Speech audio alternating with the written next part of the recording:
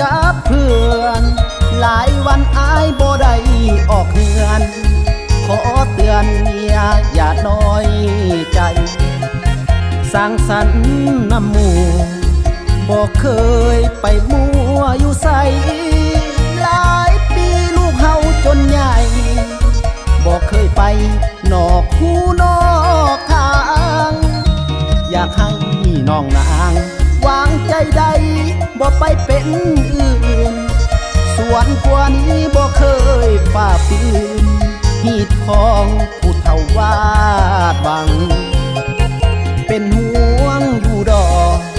ลูกเมียครอบครัวเบื้องหลังบอกข้ามคืนดอกเดอแอวบางบอกเคยห่างเจ้าดอกเมียเอ้ยมือนี้ขอเมาขอวอนเจ้าจงเข้าใจด้วยเมียเอ้ยอย่าได้หนหวยว่าผัวเป็นคนลวงเลยคิดเห็นอยู่ดอกอายบ่เป็นคนเหมือนเสยเกียรติศักดิ์ศรีครอบครัวเฮาเอ่ยเพียงครั้งเดียวก็คิดถึงตายมือนี้อายเมามืออื่นเศร้าเมียอย่าบืดมือถือเกียรติของเมียเสมอย่านคนเหยียบยามสามวัยพวกคอแท้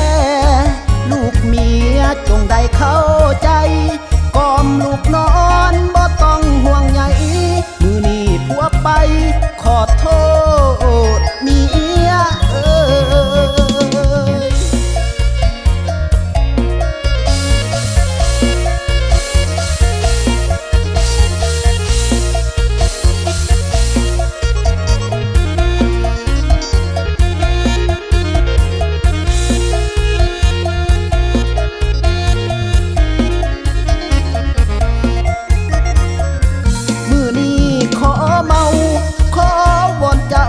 จงเข้าใจด้วยเมียเอ้ยอย่าได้หนหวยว่าผัวเป็นคนลวงเลยคิดเห็นอยู่ดอกอายบ่เป็นคนเหมือนเสยเกียรติศักดิ์ศรีครอบครัวเฮาเอ่ยเพียงครั้งเดียวก็คิดถึงตายมือนี้อายเมามืออื่นเศร้าเมียอย่าบืดมือถือเกียรติของเมียเสมอย่านคนเหยียบยามสามวัยพวกคอแท้ๆลูกเมียจงได้เข้าใจกอมลูกนอนบ่ต้องห่วงใยมือนี้ผัวไปขอโทษเมียเอ้ย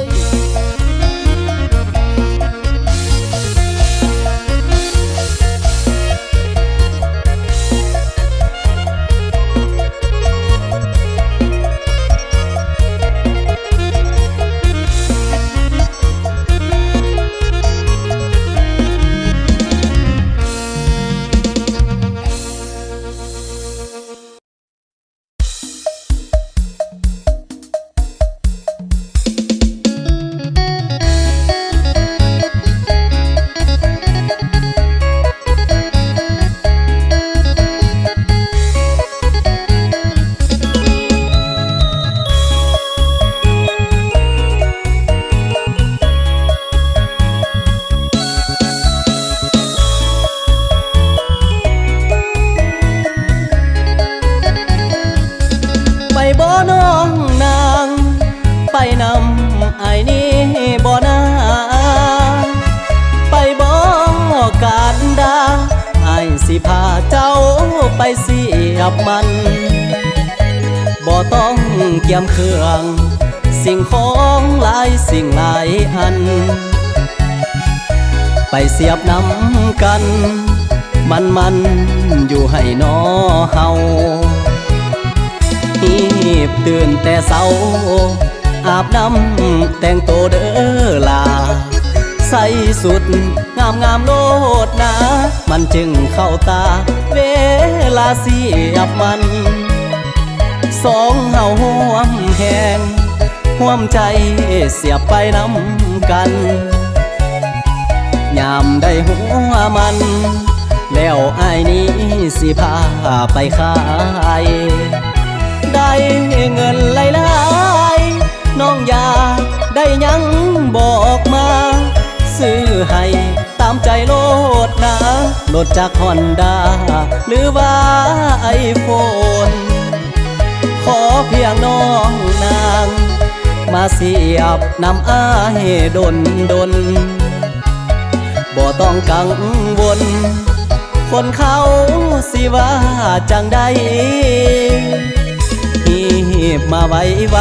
ๆเฝ้าไปสานอนวลน้องมือนี้ไป2-2ถ้าพ้องว่าต้องได้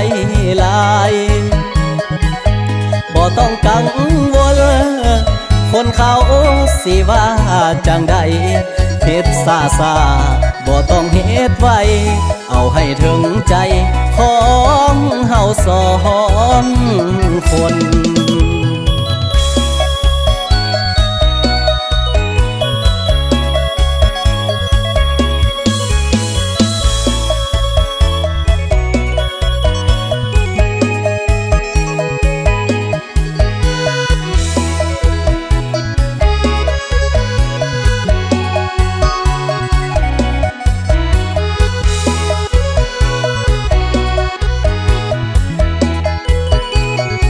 ได้เงินหลา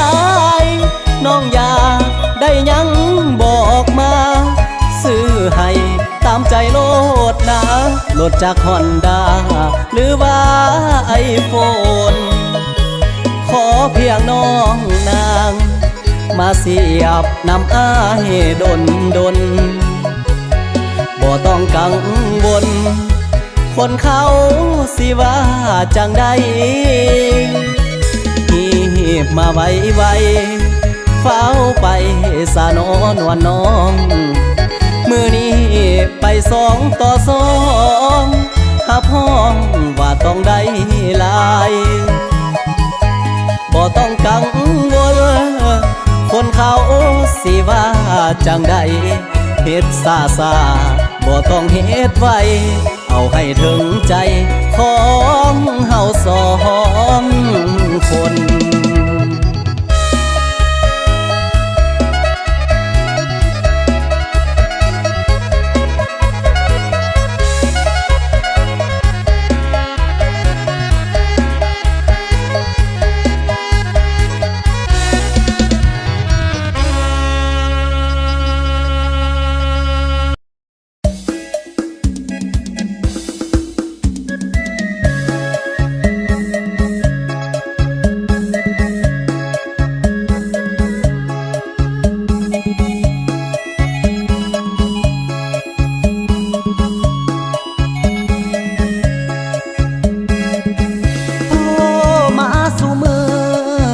บอกว่าอยากขอคืนดีตอนไปบ่เว้าจังสีตอนนี้น้องคือบ่ว่าดีอยากขอคืนใหม่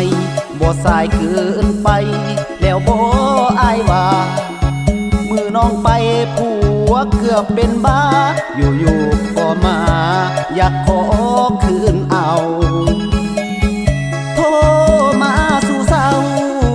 น้องเว้าให้อายเห็นใจอายยังบ่พร้อมอภัยหัวใจบ่พร้อมคือว่าความเจ็บบ่มีมองเมียนกลายเป็นบทเรียนอันล้ำค่าปะแล้วปะเลยทีลาน้องสิโง่มาเห็นยังนอนางอายหักน้องหลายแต่มันกลายเป็นสังแล้วล่ะน้องทำเกินจะเยียวยาตัวดีหักษาน้องสิโง่คืนบ่ง่ายไปบ่ไปเลยเถิดหนอแม่ควันยืนใจอายบ่อยากฮือปืนให้ยอดฟันยืน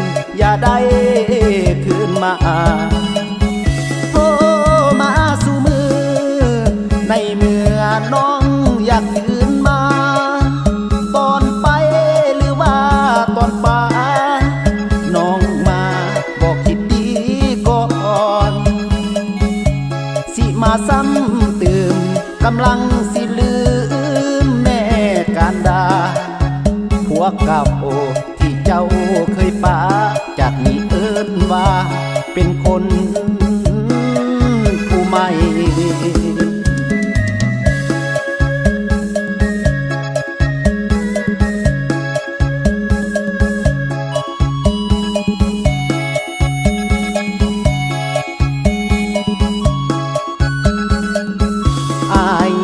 น้องลายแต่มันกลายเป็นสังแล้วล่ะน้องทำเกินจะเยียวยาหัวดีหักษาน้องสิโง่คืนบ่ง่ายไปบ่ไปเลยเกิดนอแม่ควันยืนใจอายบ่อยากเหือปืนไม่ยอดควันยืนอย่าได้คืนมาโทรมาสู่มือในเมื่อน้องอยากคืนมาตอนไปหรือว่าตอนป่าน้องมาบอกคิดดีก่อนสิมาซ้ำเติมกำลังสิลืมแม่การดาผัวเก่าที่เจ้าเคยป่าจากนี้เอิ้นว่าเป็นคนผู้ใหม่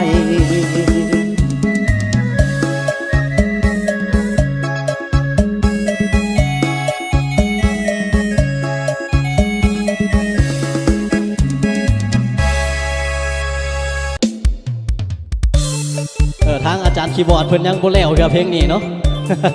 ขอพี่เด้อพี่น้องเนาะฝากติดตามทั้งซองอาดัมเพียงซาเดลเด้อไปมาเนี่ย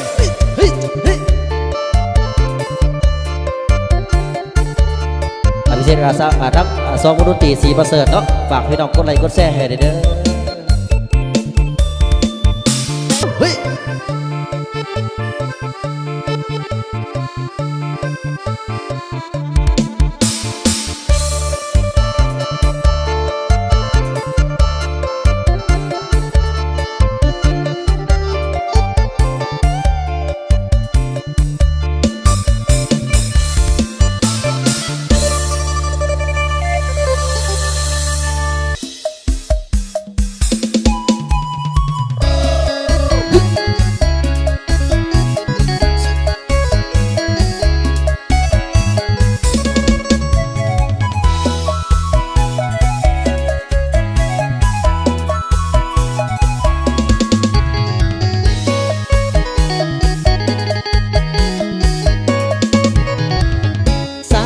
ดอกแค่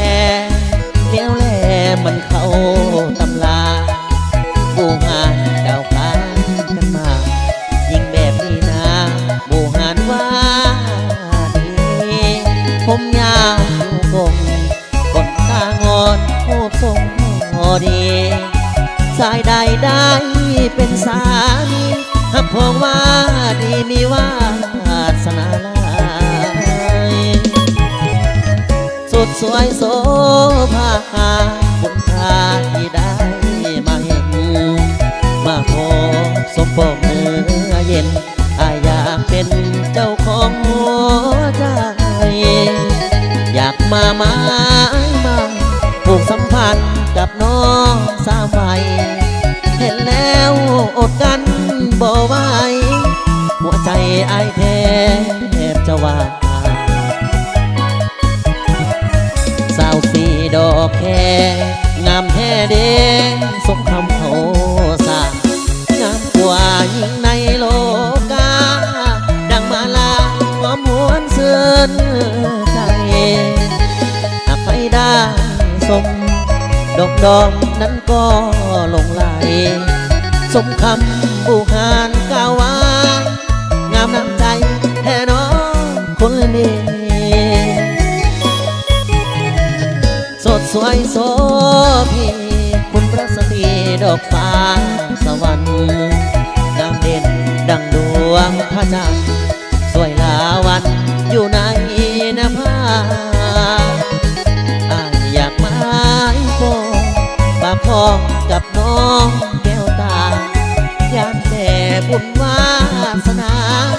สมกันดาสาวสีดอกแค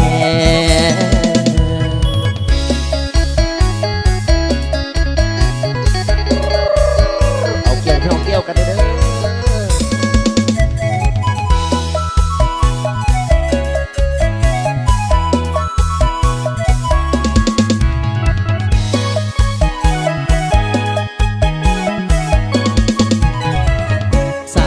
ดอกแคงามแท้เด้สมคำเขาสางามหัวยิ่งในโลกาดังมาลาหอมหวนเสื่อนจากนี้หากไปได้สมดอกดอกนั้นก็ลงไหลสมคำบุหารกล่าวไว้งามน้ำใจแท้น้องคนดีสดสวยโสพีคุณลักษณีดอกฟ้าสวรรค์งามเด่นดังดวงพระจันทร์สวยลาวันอยู่ในน้ำพาอายอยากมาอีโกปากห้องกับน้องแก้วตายากแต่บุญวาสนาบ่สมกันดาสาวสีดอกแค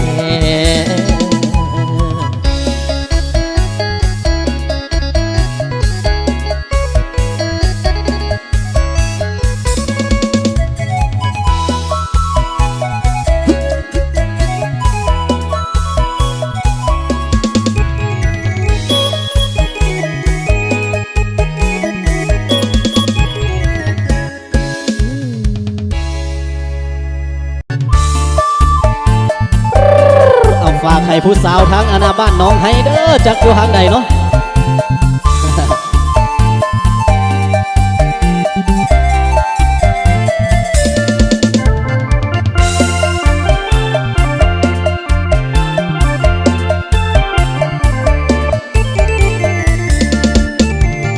เดือนเมษาลวงเขา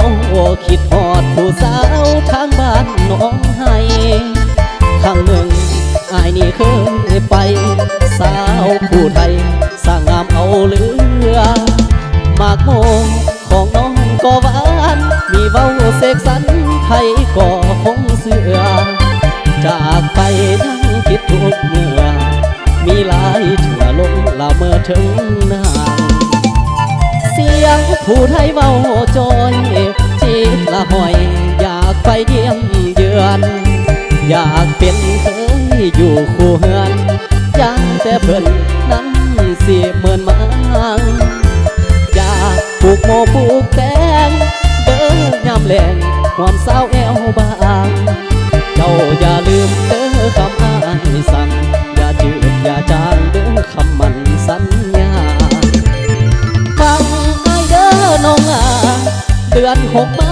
ฝนฟ้าลิ้นหลังอายสิมาห้องสาคู่เคียงนางขาดไทยไทยนาเว้าด้วยความจริงเจอสาวน้องไทยให้เจอคำว่าแม่นผู้เลอสิมาหมายน้องลา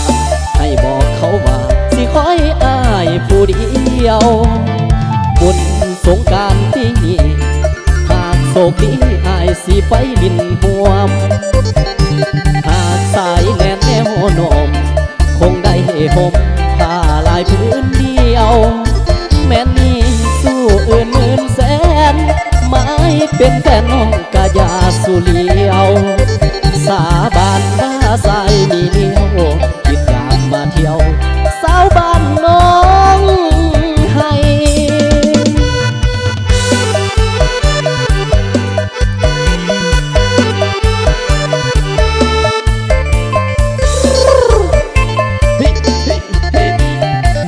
เอาเกี่ยวกันเด้อพี่น้องเด้อ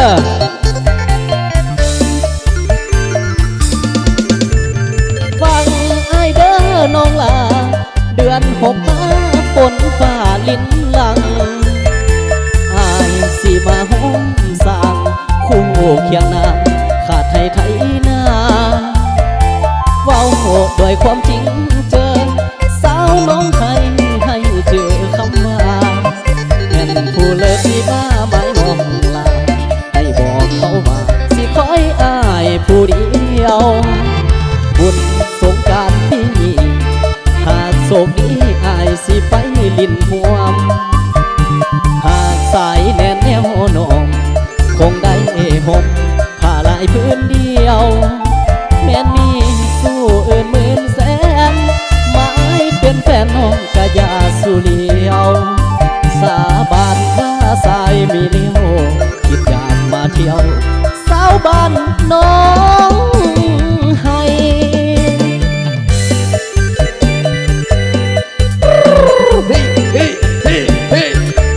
เอาเกี้ยวกันเด้อพี่น้องเกี้ยวบัดนี้เนาะ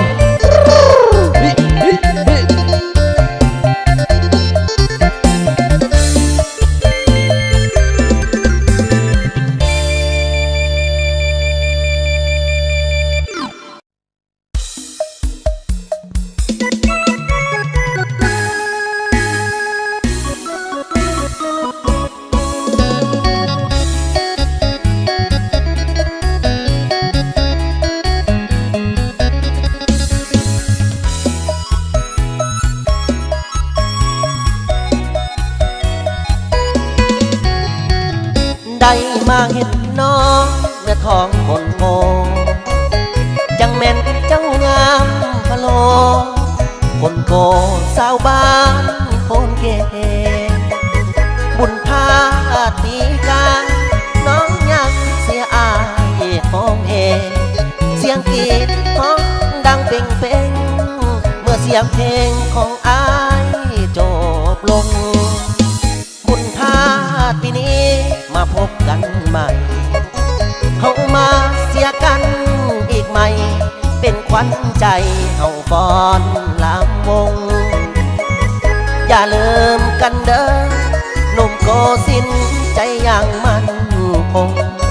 ดีใจบุญนำโยส่งหอบก่อนลำวงกับสาวโพนเทบุญเกิดโน้ยังเป็นกำลังใจฝากใจฝากไว้เสียงลำเสียงเทบ่เห็นคนงามคิดนำแต่สาวโพนเพเคยมาเสียอายของเพสาวโพนเพน้องอย่าลืมอายบุญพาดปีนี้บ่มีน้องหัวใจอายคงอดโศกคิดอยู่บ่มีเมื่อว่าเสื้อเถิดเนื้อทองขาดน้องอายต้องขาดใจช่วยโตมือให้ใจมอบพวงมาลัยยามอายมองเห็น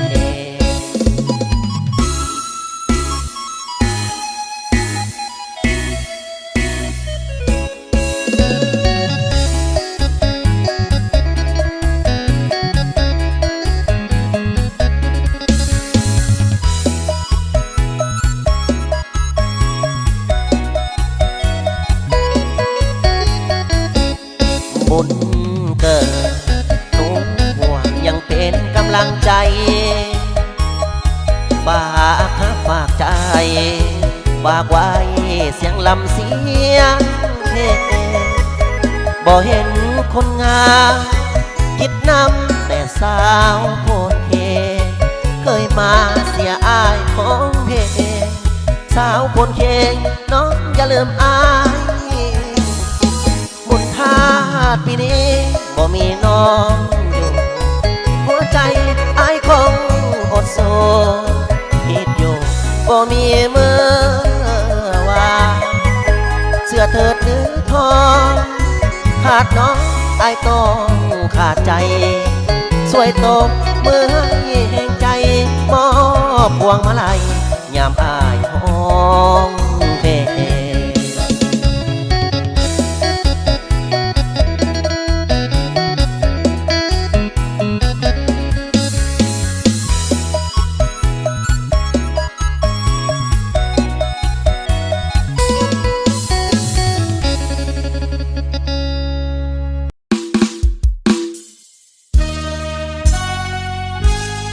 ไม่ล่าสุด ของยิมมี่สิทธิพลนอนหน้าน้ำไอายบอมือนี้บันทึกสดวงดนตรีใส่น้ำโซก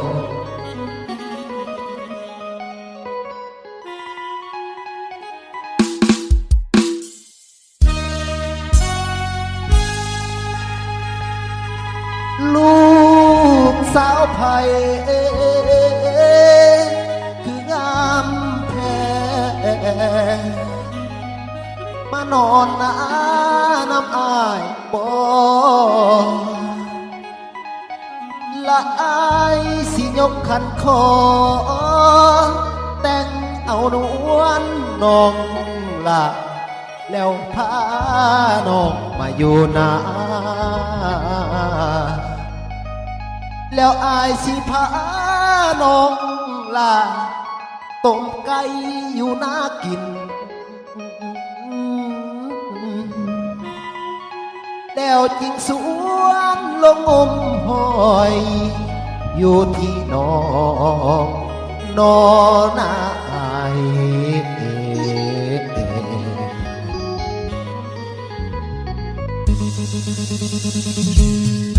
นอนหน้าน้ำอายบ่ออกมายาวหน้าหานกันด้วยพี่น้องเด้อเฮ้เฮ้เฮ้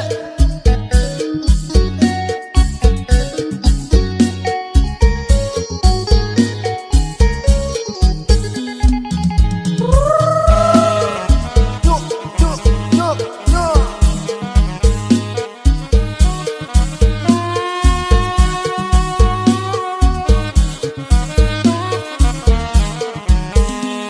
โอ้ยเด้นางเคยลามานอนน้ำบ่ไอสิขอแต่น้องแล้วพาเจ้าอยู่นาอยู่ตูบหญ้าลบทัดเย็นเย็นเห็นฟุ้งวัวควายนกกามันหอมถือเอาข้องเอาแหไปวางแล้วก็ปลาซอยไอใส่ปลาจองใส่กันให้เจ้าคันปลาคอในแห่สายสิงมปลาเค็งอยู่เคียงเคียงไก่งมปลาใดสิพางมหอยตองมหอยมาต่อยกดทางให้มันแหงแกงโซน้ำกินอยู่เที่ยงหน้าปีปลามาเฮียงกันนั่งกินกับน้องอยู่เมืองมันปวดสมองอยู่เมืองมันปวดสมองคนหลายใครกองงานกันสิงกันหายใจเอาแต่ฝุ่นควันอากาศแถวนั้นมันบ่ดีเลยน้องเอ๋ยแดงกับไอ้สาคงเศร้านาสิพาน้องลงรวยจะสร้างความหมู่ความรวยเห็ดสวนกล้วยเลี้ยงปลาส่งขายขายมาได้สิซื้อคำให้ใส่ให้มันเรื่องแต่ขอน้องผู้เดียวอยากเกี่ยวเนื้ออุ่นเป็นเมียเสียขาดองแพงๆหนุ่มหน้าบอกคือยานตาวังเอ้ยไอเป็นคนเฮ็ดเก่งเฮ็ดหน้าสวนเฮ็ดเก่งแท้แท้คุดคนกดต่อเองกาดอเหลือความหักความแพงเองเพราะเอาใจเมียถูกวันแรงเศร้ายามกินข้าวสิพากินต้มไก่มันตัวใดสิต้มให้นางน้องเพิ่นกินอิ่มแล้วเฮาสิคอยลบกันอิ่มแล้วเฮาสิคอยลบกันหยอกกันในเที่ยงนาขมวนใจดีน้องขมวนใจดีน้องเดี๋ยวพี่น้องเดี๋ยว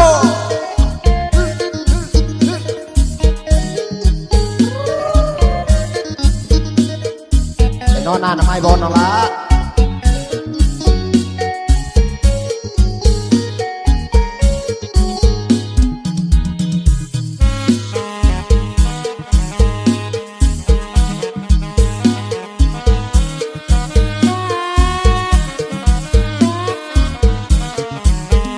อยู่เมืองมันปวดสมองอยู่เมืองมันปวดสมองคนหลายใครกองงานกันสิงกันให้ใจเอาแต่ฝุ่นควันอากาศแถวนั้นมันบ่ดีเลยต้องเอ๋ยแต่งกับไอ้สาหนุ่มเศร้านาสิพาน้องลงรวยจะสร้างปั๊มหมู่ปั๊มกล้วยส่วนกล้วยเลี้ยงปลาส่งขายขายมาได้สิซื้อคำให้ใส่ให้มันเรื่องแต่ขอน้องผู้เดียวอยากเกี่ยวเนื้ออุ่นเป็นเมียเสียขาดองแพงๆหนุ่มหน้าบอกเคยยานตาวันเอ้ยเป็นคนเฮ็ดเก่งเฮ็ดหน้าสวนเฮ็ดเก่งแท้คุดคนกดต่อเก่งกะดอเหลือความหักความแพงเก่งคนเอาใจเมียถูกเบิดแรงเศร้ายามกินข้าวสิพาต้มไก่มันตัวใดสิต้มให้นางน้องเพิ่นกินอิ่มแล้วเฮาจึงคอยลบกันอิ่มแล้วเฮาจึงคอยลบกันหยอกกันในเที่ยงนาขมวนใจดีน้องขมวนใจดีน้อง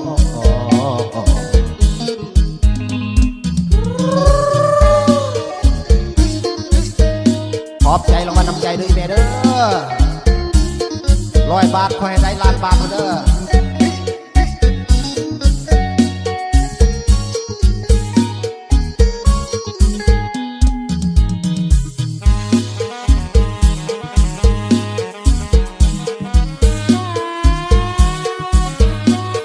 โอ้ยคนงามให้แม่คอย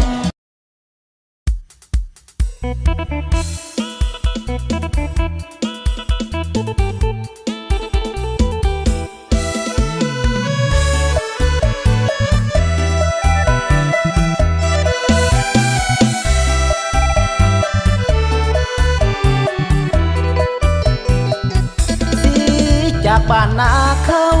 ไปเมืองหลวงไอ้แสนเป็นห่วงย่านเข้าหลวงน้องนางดวงใจความหูก็ต่ำอีกซ้ำน้องว่าอยากไปถึงหามน้องก็บ่ไหวน้องว่าอยากไปหาการหางานสีจากบ้านเก่าเข้าไปเวียงทองได้ข่าวว่าน้องมีสุขสมปองอยู่ห้องอาหารน้องเป็นสาวเสิร์ฟหับใสทั้งบริการน้องนางคงลืมทางบ้านที่จากมานานหลายปีสีดาน้ำตาไอไหลหลังน้องผู้ข่าวว่าน้องไม่ป้องกับหนุ่มเศรษฐีคงลืมหักเก่าสองเฮาเมื่อครั้งก่อนกี่คงลืมย่าใหญ่ไม่ตีหรือว่าคนดีมีแต่น้ำตาคืนมาบ้านเก่าของเฮายังคอยไอ้นางอยู่เที่ยงนาน้อยเฝ้ารอคอยน้องนางหวนมา2 ปีพ้นผ่านตาหวานไอ้คำควรหาคืนวันนี้แต่น้ำตาให้สีคืนมาบ้านหน้ายังคอย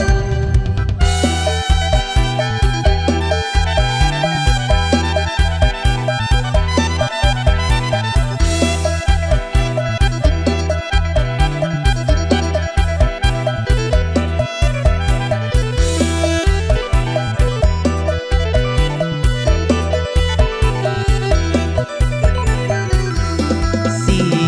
ดาน้ำตาไอไหลหลังน้องผู้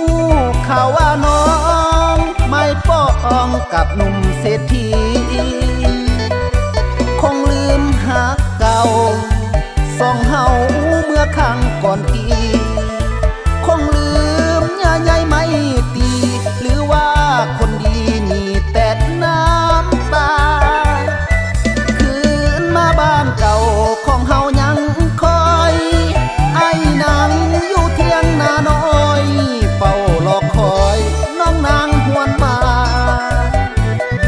2 ปีพ้นผ่านตาหวานไอ้คำควรหาคืนวันนี้แต่น้ำตาให้สีคืนมาบ้านหน้ายังคอย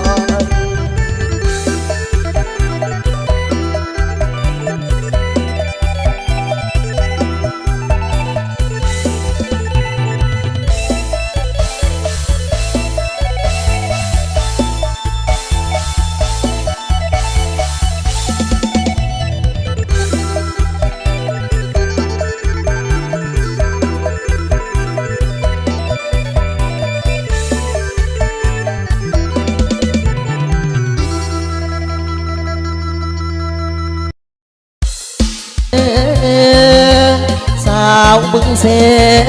อายนี่เ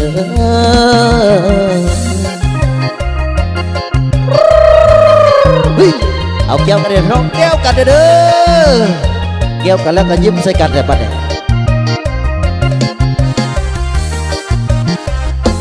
หักเจ้าเดบุงเดกาเคิงหักเจ้าเดสาวบึงเสหัก เจ้าแท้เจ้าแท้จึงแม่ข้อแม่เบิ่งทรงผมน้องมางามลายแท้นอนาวาสนาของอายสมน้องแน่บ่นอ